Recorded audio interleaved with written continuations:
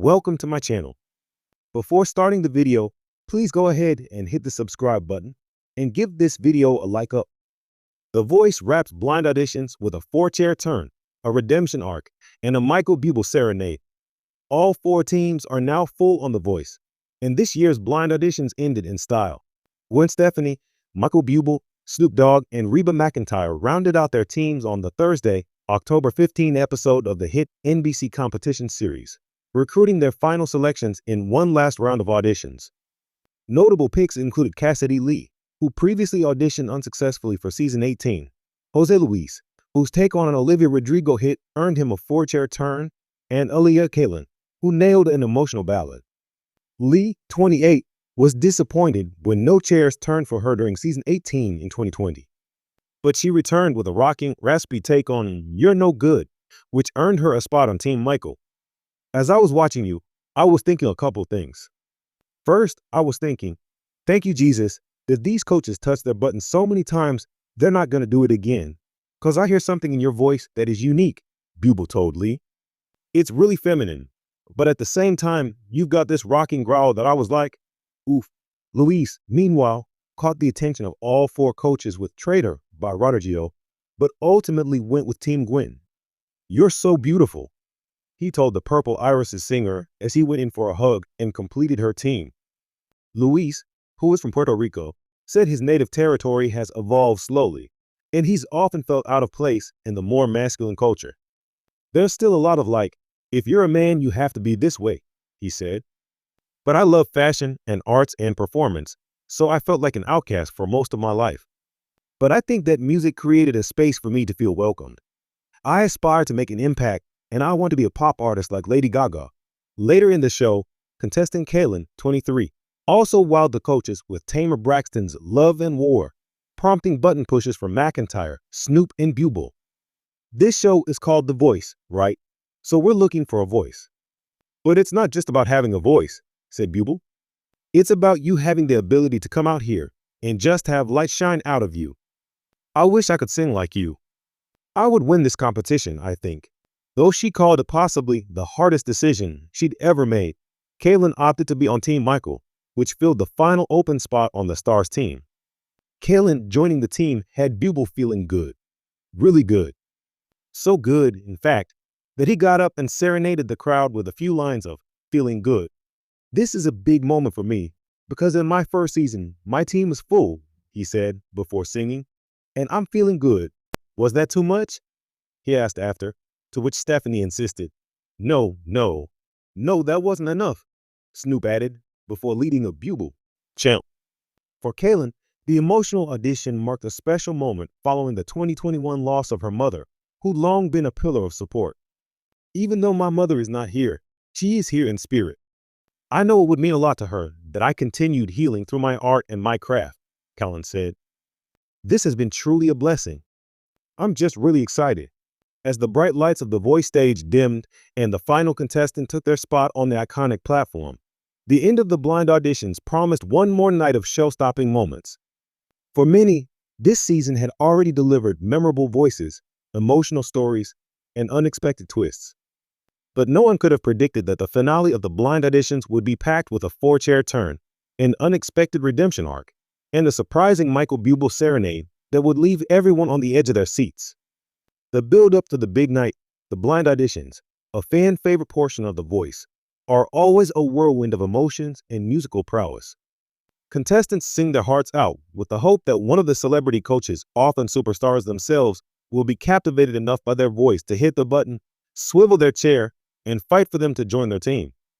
This season, the competition between the coaches was as intense as ever, with some of the biggest names in music like John Legend, Kelly Clarkson, Niall Horan, and Gwen Stefani eager to assemble the ultimate roster of vocal talent. Each of them had already secured some standout performers, but with only a few slots remaining, the stakes were higher than ever as the final night of blind auditions loomed. From the very beginning of the evening, the coaches' chairs were turning fast. The performances varied widely, from soulful ballads to powerful rock anthems, each competitor bringing something different to the table. Some contestants elicited just one chair turn, while others garnered a competitive bidding war among the coaches. It was clear that everyone was vying to make their mark in what had been an already stellar season. The four-chair turn that stunned everyone as the night neared its conclusion. There was one final contestant to take the stage. Her name was Rachel Martinez, a 25-year-old singer from Houston, Texas. For her blind audition, Rachel had chosen a bold and ambitious song. Whitney Houston's I Have Nothing. Covering a Whitney classic is always risky.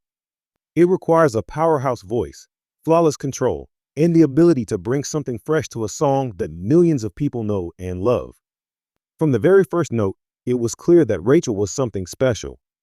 Her voice soared through the auditorium, filling the space with passion and emotion.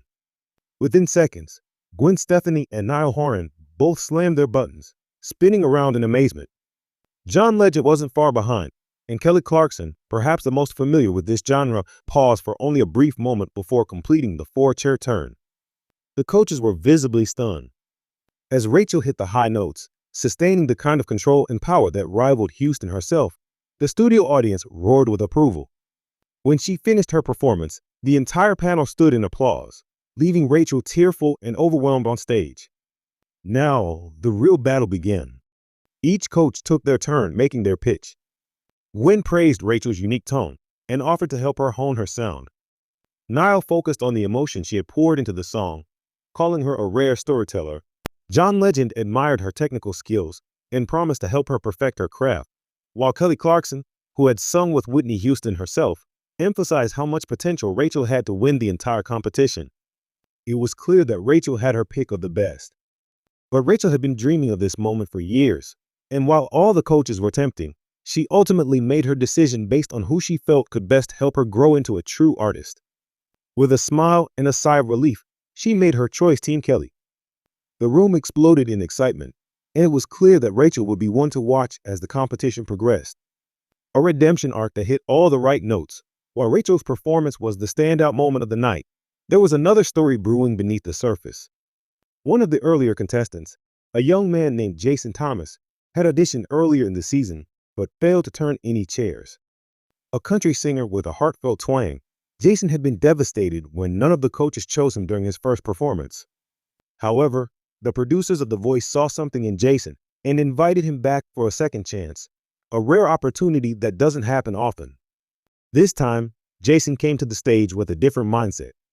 He had chosen a more introspective song, Humble and Kind by Tim McGraw, and had worked tirelessly to ensure his vocals were flawless. He was determined to make the coaches see what they had missed the first time around.